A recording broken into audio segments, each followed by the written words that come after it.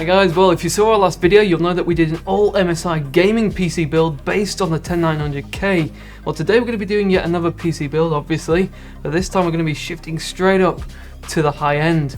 So this here inside the Fantex case is my current PC, and it's going to be getting a bit of an upgrade. You've seen this in the corner in the past videos. This was originally built in 2017 and it uses the Intel 7900X and the X299 chipset. Paramount to this new configuration is that it needs to be able to easily take care of video editing and handle intense workloads. And so at the heart of this new upgrade is the Ryzen Threadripper Gen 3.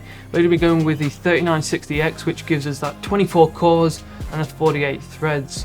That CPU is going to be sitting on what can only be described as the flagship for ASUS ROG division, that is the Zenith 2 Extreme. That'll supply a myriad of USB 3.2, Ethernet beyond 1 gig, and a stack of other stuff useful for content creation. And then we have some Corsair kit. The entire rig will be going into the 680X. We have the new iCUE closed loop, which should be able to easily cover the huge surface area of the AMD CPU, but if it doesn't, we have some air coolers that we can turn to. 32 gig of Corsair Vengeance RGB Pro will be going into this, and in those redundant slots we'll have the lighting kits to pad those out for better aesthetics. And then we have some super fast PCI Express storage from LEXAR and Seagate, and for the PSU and the GPU I'm actually going to be turning to my old rig and using some of the current kit in there. Seems to be no reason to change those things. I've got an 850 watt power supply in here and RTX 2080 Ti.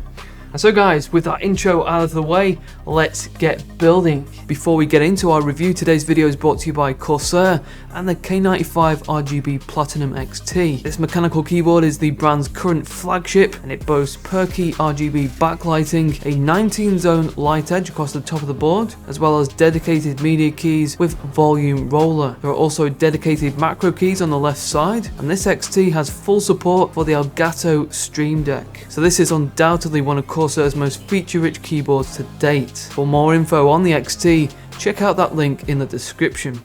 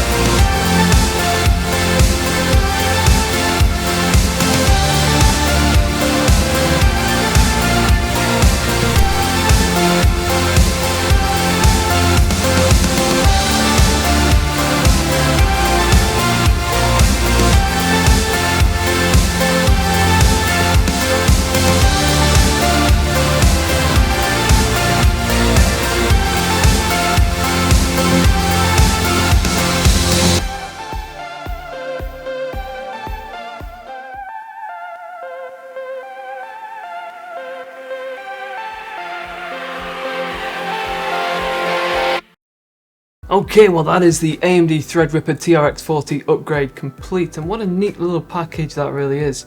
You know, although Zenith 2 Extreme is E80X and that ZOTAC 2080 Ti are both huge in size, because the 680X is condensed with the PSU and the storage in that separate chamber, it just makes the whole unit nice and compact.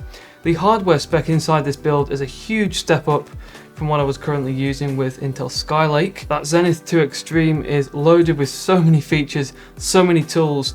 For me, the inclusion of the super fast connectivity, USB 3.2 by 2, the up to 10 gig Ethernet are something I'll be using in the near future, as well as PCI Express 4 for storage, which you've seen from the FireCuda. Because this rig is predominantly going to be for content creation, it also has this add-in card which takes another 2 SSDs, which is handy if you want to expand that storage.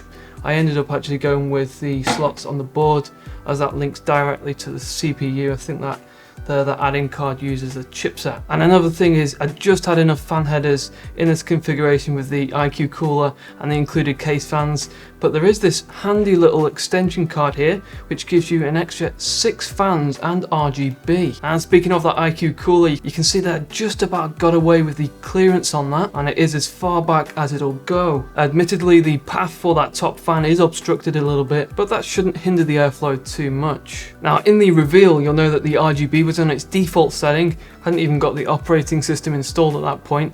And I'm not a big fan of that spiral rainbow effect which is on by default. Personally, I think that RGB can look pretty good if it's configured in a coherent manner. Some of those render-centric benchmarks that you just saw a few moments ago may not mean too much to you, but they're there as a reference point, and they're going to be useful if you're considering an upgrade just like this, because it means that you can go away, do your own tests, see what results you get, and then compare them to mine. So that is pretty much it. The only thing I would probably do in future is just to tidy up the cables with some cable combs, and then add in some extra storage, some SATA SSD storage on the reverse. Hope you guys enjoyed this build today. It's definitely been a fun thing for me to work on.